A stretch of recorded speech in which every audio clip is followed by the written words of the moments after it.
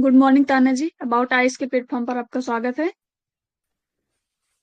हमारे thank you साथ ma'am. Amit sir आपका इंटरव्यू अमित सर लेंगे।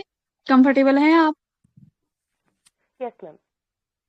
Okay, yes sir, please continue. ठीक है। Good morning. Good morning sir. Okay, अपने बारे में बताइए, अपनी एजुकेशन क्वालिफिकेशन और आप अभी क्या करते हैं फिलहाल। जी सर।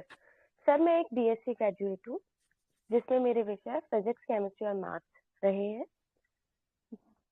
और मेरी हॉबीज है लिपन आर्ट करना। इसके अलावा मुझे जर्नलिंग करना भी पसंद है। साथ ही मैं वर्तमान में एक मेडिटेशन इंस्ट्रक्टर के रूप में काम कर रही हूँ। ओके, आपने अपनी हॉबीज़ क्या बताई। सर लिपन आर्ट और जर्नलिंग करना। ये क्या होता है लिपन आर्ट। सर लिपन आर्ट बेसिकली एक गुजरात की एक लोकल आर्ट है, फोक आर्ट है, जिसमें जिसे हम मड और मिरर आर्ट भी बोलते हैं। इसमें हम मिट्टी और गोबर का उपयोग करके घरों को लीपते हैं और इसके बाद उनको डेकोरेटिव पर्पस से उस मिरर से डिफरेंट डिफरेंट शेप्स में उनको अरेंज करते हैं। ओके, तो आज आप के यूथ से कहाँ से कनेक्ट। जी सर। आप कहाँ से बिलोंग करते हैं फिर ये आप कहाँ से आपको यही हॉबी इंटरेस्ट जनरेट हुआ इसके लिए। सर मैंने यूट्यूब पे इस हॉबी मतलब इस चीज को देखा था, ये मुझे बहुत अट्रैक्टिव लगी, तो मैंने इसको ट्राई किया। और जर्नलिज्म में क्या आता है, आपने जर्नलिज्म भी आपकी हॉबी है। Sir journaling. जी सर। वो क्या सर होता है। जर्नलिंग का मतलब होता है, जी सर जर्नलिंग का मतलब होता है अपनी भावनाओं को बिना किसी बाध्यता के पेन और पेपर के साथ बस लिखना। जो भी आप फील कर रहे हैं बस उसको लिखना का मतलब जर्नलिंग है। तो आप कहाँ क्या क्या लिखते हैं अपने बारे में, क्या डेली रूटीन के बारे में लिखते हैं या कोई स्पेशल एक्सपीरियंसेस के बारे में लिखते हैं या किस चीज़ लिखते हैं। सर जी सर जो भी मैं फील कर रही होती हूँ मैं वही लिखती हूँ। कभी इसमें स्पेशल इवेंट भी आते हैं या कभी कभी ऐसा भी होता है कि जब मैं बहुत ज्यादा उदास होती हूँ तो मैं उस चीज के बारे में लिख रही होती हूँ। तो इससे एक तो मुझे इमोशनल क्लैरिटी मिलती है और मैं अपने आप को बेहतर ढंग से समझ पाती हूँ। अभी आपने बोला कि आप एज ए मेडिसिन में काम करते हैं, मेडिसिन सेंटर में। जी सर, मेडिटेशन और प्राणायाम इंस्ट्रक्टर के रूप में मैं काम कर रही हूँ।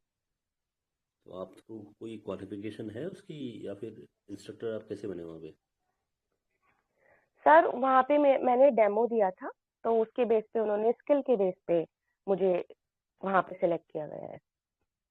मेडिटेशन एंड प्राणायाम, योगा भी कराते हैं आप।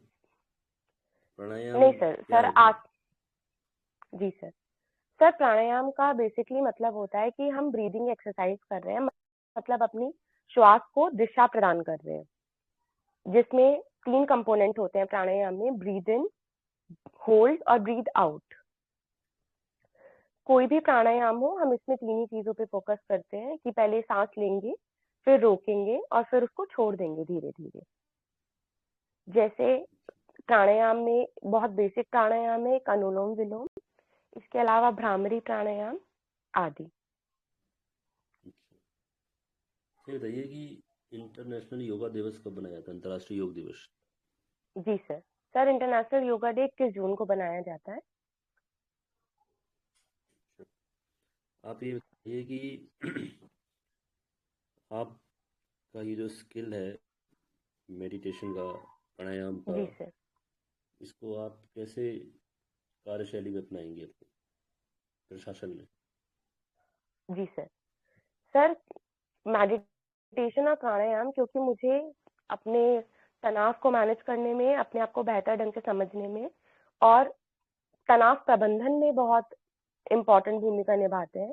तो ये मेरी क्षमताओं को बढ़ाता है, जिससे मैं कोई भी काम को और बेहतर ढंग से कर पाऊंगी, क्योंकि ये दोनों चीजें मिलके मेरी उत्पादक क्षमताओं को बढ़ा रहे हैं। इसके अलावा नहीं। एडमिनिस्ट्रेशन में। जी जी बोलिए बोलिए बोलिए।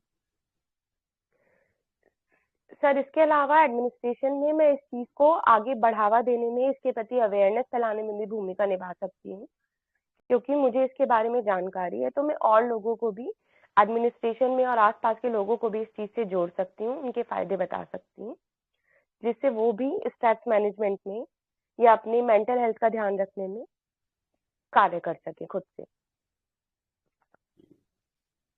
और विद्यालयों में इसका प्रयोग कर सकती हैं आप? क्रियान्वयन विद्यालयों में बिल्कुल सर। जी सर। किस किस राज्यों में किस प्रकार के एक्सरसाइज का उपयोग किया जाता है? किस राज्य में या किसी संघ राज्य में? सर दिल्ली में इन चीज़ों का प्रयोग बहुत कॉमन है, मेडिटेशन और प्राणायाम और योगा का।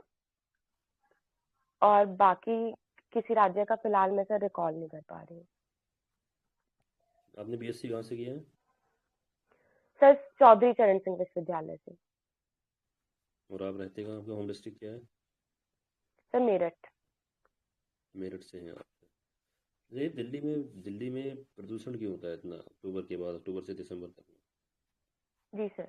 सर इसके कई कारण हैं कि एक तो वो कॉन्टिनेंटली इफेक्ट, महाद्वीपीय इफेक्ट उस पर दिखता है कि चारों ओर से वो महाद्वीप का ही क्षेत्र है, आसपास कहीं समुद्र नहीं है।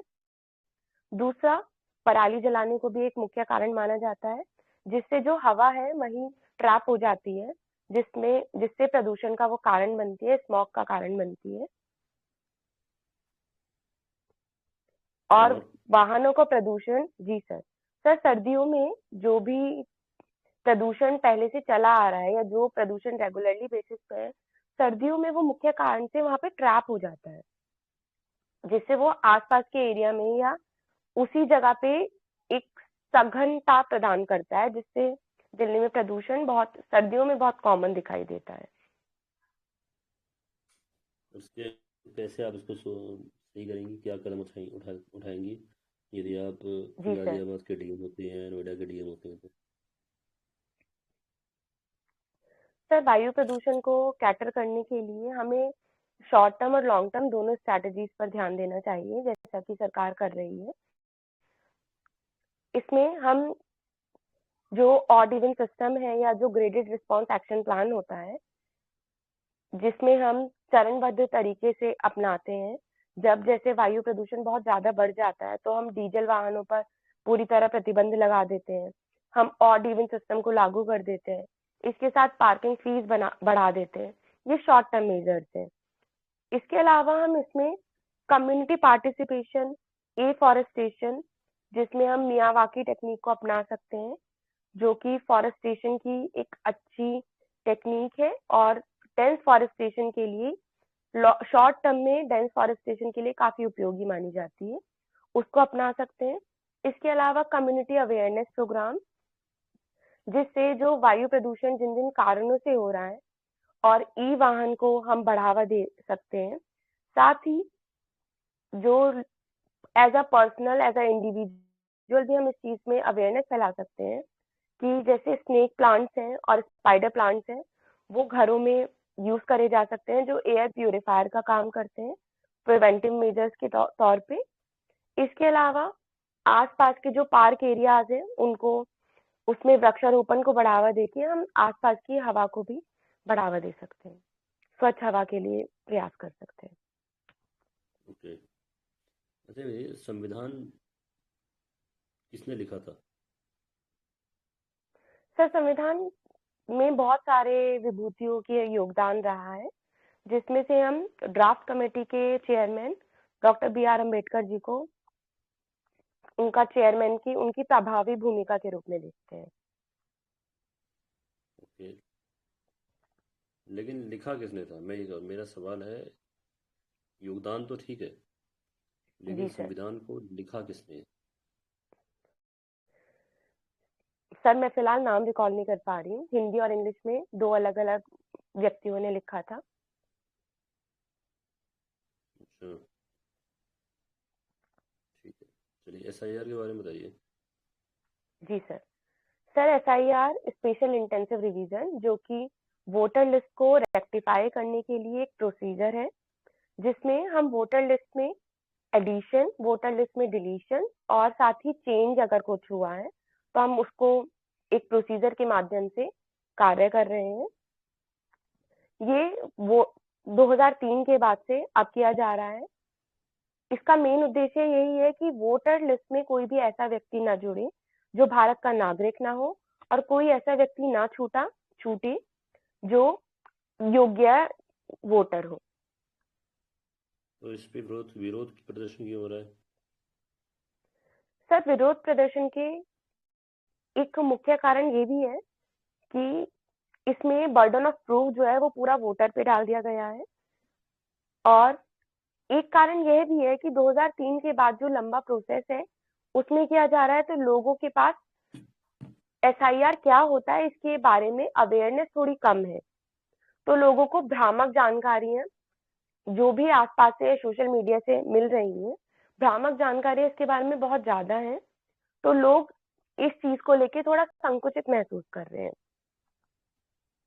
जैसे इसके अलावा 2003 जी सर। 2003-4 में भी ये प्रक्रिया हुई थी, जी तो सर। उस समय कुछ ऐसा विरोध प्रदर्शन नहीं हुआ था, इस बार क्यों हो रहा है? सर, इसका एक कारण यह भी है कि जो डॉक्यूमेंटेशन है बहुत सारे लोगों के पास, क्योंकि माइग्रेशन हुआ है अभी कोविड के दौरान भी और उससे पहले भी, तो एक लंबा टाइम पीरियड बीत गया है, लगभग 20 से 22 साल। तो लोगों के पास वो 2003 से पहले की वोटर लिस्ट या उनके पास वो वाले डॉक्यूमेंट नहीं है जिससे वो वेरीफाई कर सकें कि वो इस देश के नागरिक हैं। इसलिए लोगों में थोड़ी सी इस चीज को लेके हलचल है कि अगर वोटर लिस्ट से उनका नाम हट गया है तो वो अपना वोट नहीं दे पाएंगे। लेकिन यदि आप देश के नागरिक हो तो आपके पास तो कुछ ना कुछ प्रूफ तो होगा ही, बिल्कुल है ना? सर। सर, इसी को ध्यान में रखते हुए सुप्रीम कोर्ट ने अभी आधार को भी इसको वैलिड प्रूफ के रूप में अलाउ कर दिया है, जिससे इससे पहले आधार को इसके लिए एक प्रूफ के रूप में नहीं देखा जा रहा था। ओके, ठीक है। अच्छा, आप ये बताइए कि एग्रीकल्चर के क्षेत्र में जी सर। स्टोरेज में क्या प्रॉब्लम समस्या आती है भारतीय संबंध में? Storage, sorry sir. भंडारण के क्षेत्र में क्या समस्याएं हैं कृषि उत्पाद के? जी सर। सर, कृषि उत्पाद के भंडारण में सबसे पहली समस्या, अगर हम एग्रीकल्चर सेक्टर की स्टार्टिंग से देखें तो शीतगृह भंडारों की संख्या कम है, कोल्ड स्टोरेज की संख्या भी कम है और उनकी डेंसिटी भी कम है, जिससे जो उपज है वो बहुत जल्दी खराब होने वाली जो उपज है उनका नुकसान होता है। लगभग 30 से 40% की उपज नीति आयोग के अनुसार हर साल खराब हो जाती है, जिससे किसान उस उपज को सस्ते दामों में भी बेच देते हैं। इसके अलावा एक समस्या यह भी है कि उत्पादों को प्रसंस्करण को लेकर अभी इकाइयां धीरे धीरे बढ़ रही है, लेकिन अगर हम वर्तमान स्थिति को देखें तो प्रसंस्करण इकाइयां थोड़ी कम है, उनका संकेंद्रण कम है, जिससे उपज खराब हो जाती है। और अगर हम एफसीआई के लेवल पे देखें तो कभी कभी ऐसा भी देखा जा रहा है कि वहां पर अतिरिक्त भंडारण की वजह से जो हमारा अनाज है वहां पे सड़न का कारण बनता है।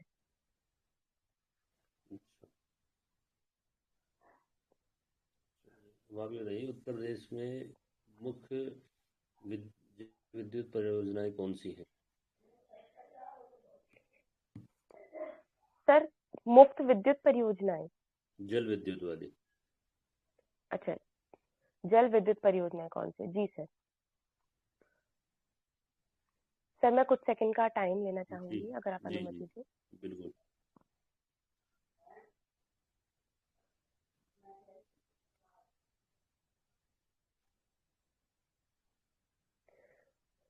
सर, इसमें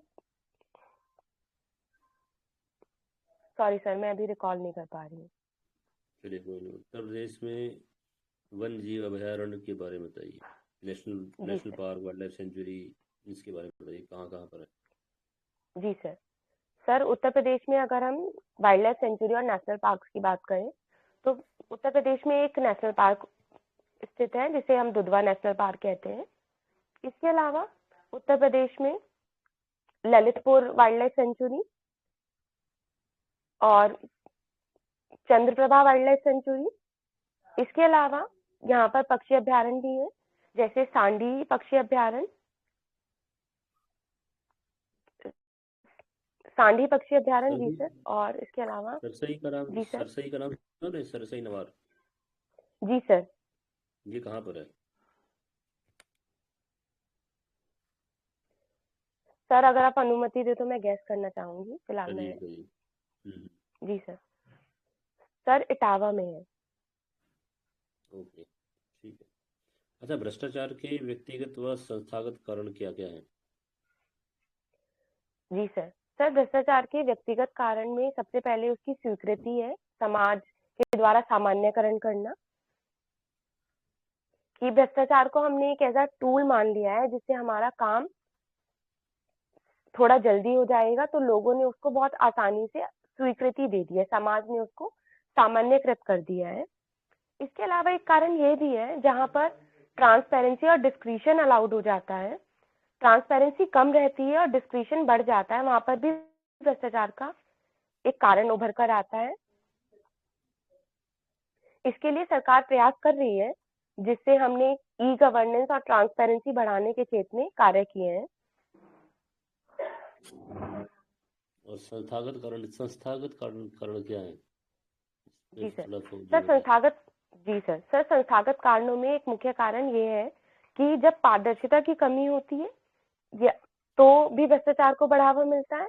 इसके अलावा जब फाइल या कार्यभार का बोझ बहुत ज्यादा होता है तो लोग इस चीज को एक तरीका बना लेते हैं कि भ्रष्टाचार करेंगे या भ्रष्टाचार के लिए हम कुछ भी रिश्वत मांगेंगे, तो वो काम इंडिपेंडेंसी फाइलों को देखते हुए थोड़ा सा लोगों में लगेगा कि हम जल्दी कर सकते हैं।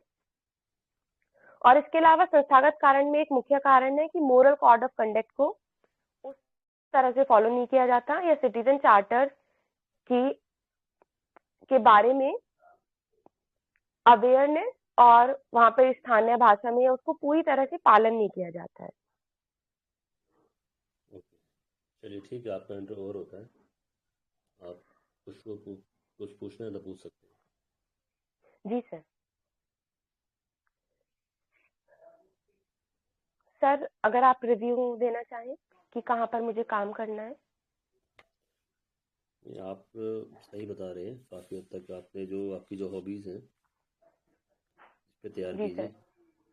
प्रश्न और भी बन सकते हैं इसके ऊपर, ठीक है, जी सर। क्योंकि अलग अलग हॉबी है ये, ठीक है। Yes sir. तो हो सकता है कि कुछ लोगों को पता भी ना हो, ठीक है, तो आपके लिए ये फ़ायदा भी है, आप आराम से इसमें बता सकती हैं। जितना अच्छा तैयार करेंगे उतना अच्छा रहेगा आपके लिए।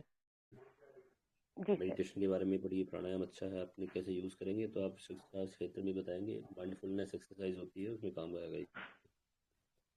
और आप हिंदी काफ़ी अच्छी बोल रहे हैं, तो क्या ये नेचुरल है या फिर भी बोल रहे हैं आप?